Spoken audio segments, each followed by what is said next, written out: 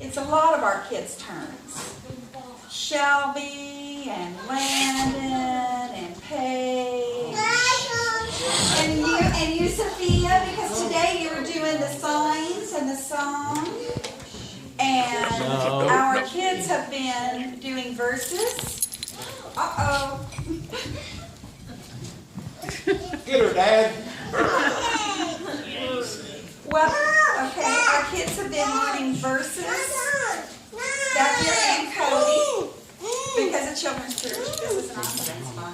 I have 5 out of 6 kids. I don't need a microphone. Okay. And they've been learning verses, and they've been doing songs. And what people who just came here today visiting don't realize is this is the first time Sophia has done the song in front of everybody. Our turn. Okay.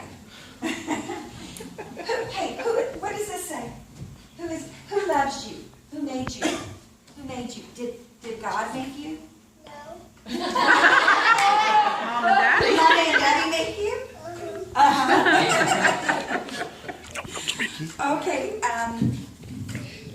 The kids here do so much, and I look out and I see. Now, I think they may have had to leave, but Angie does not know that when I lived in town, that her grandma, Leola, would bring her to my house when she was smaller than Sophia. And I was going to First Southern, and Ronald Stovall was our pastor. And I remember when they started talking about this church before the survey, even for people to be praying. So of course I was praying, and then they had the survey, had lots of different steps that were going along, and then my husband would come to the church and go in if I was singing a special for Christmas. I was with the choir. We had lots of people from different countries and all, because it's in town. The college comes there. So a lot of people came from all over to there. But my husband only came if we were singing a song, something special like that, or then when our kids were born, to dedicate our son. We did dedicate our son at church. But don't know why he would not come to church, because he liked Ronald Stovall. And Leola and I had many a talk and many a prayer while Angie was going through all kinds of surgeries when she was first born. And I didn't know this area out here. I do know when I had started college, I had seen the place across from the school and it was underwater, and I thought, oh boy, nobody'd ever want to live over there. And if anybody knows where I live and where the pastor lived, we're there now because they drained all that water and all. But like Barb said, I almost said Sue, because Sue Hayward was a big part. Sue and Barb were best friends, and Sue Hayward was a big part of out here, and Teresa, they were some of the first ones that were asked for them to come out here to try to get this church started, because all the work had been done and everything as far as surveys and everything, but getting it started. And as Barb said, there were different pastors that came and went, and I am just so grateful to God that He brought the McQueens here, because it was a fit. I have seen them and their family go through things, and they always put God first.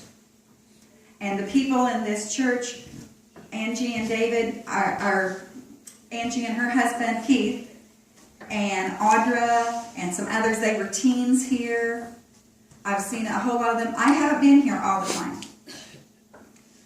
There have been times where, not ever through any bad feeling, but where I felt led somewhere else, and then God led us back. Actually, this last time we came back because I was very involved at another church, and you never know how God is working. My daughter got very, very sick. My son had gone away to college, and she was so sick that I was about ready to take her in to see if they could do some testing in Indianapolis or something about the thing that the college kids get, because we knew someone who had died of that. That's how sick she was. And she said, Mom, I don't want you to be gone that long. And she couldn't come to church with me. And the church I was going to had moved to the other side of town. And so I prayed about it. This church is right here. I know the pastor is there. I know what they believe, and it's right here. I could be here and then get home to my daughter. And I came, and I've been here ever since. God does that with us sometimes. Sometimes we go somewhere else. I used to not understand that. I did grow up in church, but I didn't grow up in a family who went to church every week. Instead, God took care of things, so 2 neighbor ladies took turns taking me to church every day from the time I was a baby. And that's why I feel like I have a special heart for the kids that they're not all, I think it's wonderful the ones who are here with their mom and dads, but also the ones who are brought by grandparents or by neighbors or different ones. And I've seen how God touches the lives. And I'll tell you what, I don't think there is a child who's gone through here in the 26 years that the pastor's been here that are not crazy about Pastor Allen. This morning, when things started, because we are out of sequence today, which is what's throwing off our little ones a little bit, she looked up to the front and she said, "Where's Alan?" She knows Alan's supposed to be up here. And this is the first time I've heard her say your name. And that's pretty good, because I never know what my name is from her. If it's Sarah, Mama, it's Miss Isla once in a while. But I've seen those little ones to start out and grow up, have their own children, come back, be helping. God has just blessed us so much. And sometimes we forget that. We forget because we're here every week. And Dawn came in today and said, "Oh, how beautiful these pews are. Where did these come from?" And I was able to tell her about how the pews came, and we had the podium and things. We sometimes take things for granted that we shouldn't. And we have been very, very blessed for these years for having our pastor and his wife and their family be a part of this church, and the other families who also make up this church. The Marshalls, I've seen them grow. I remember meeting Cindy.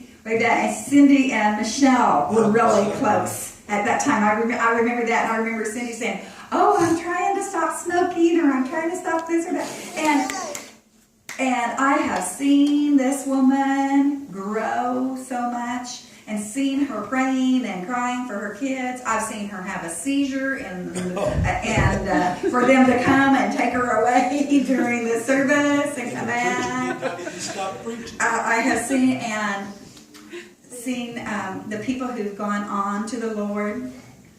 John, who I know it was hard for our pastor to lose some of these people who were, I think, his best friends and his mentors.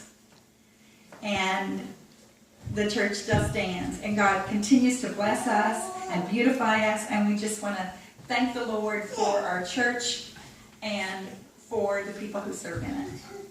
And I don't guess the little ones are going to come up and say their verse. They were talking about it 2 weeks ago, but we don't have a lot of them today. I think we wore them out last night.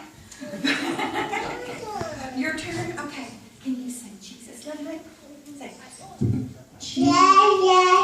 Jesus. That's right.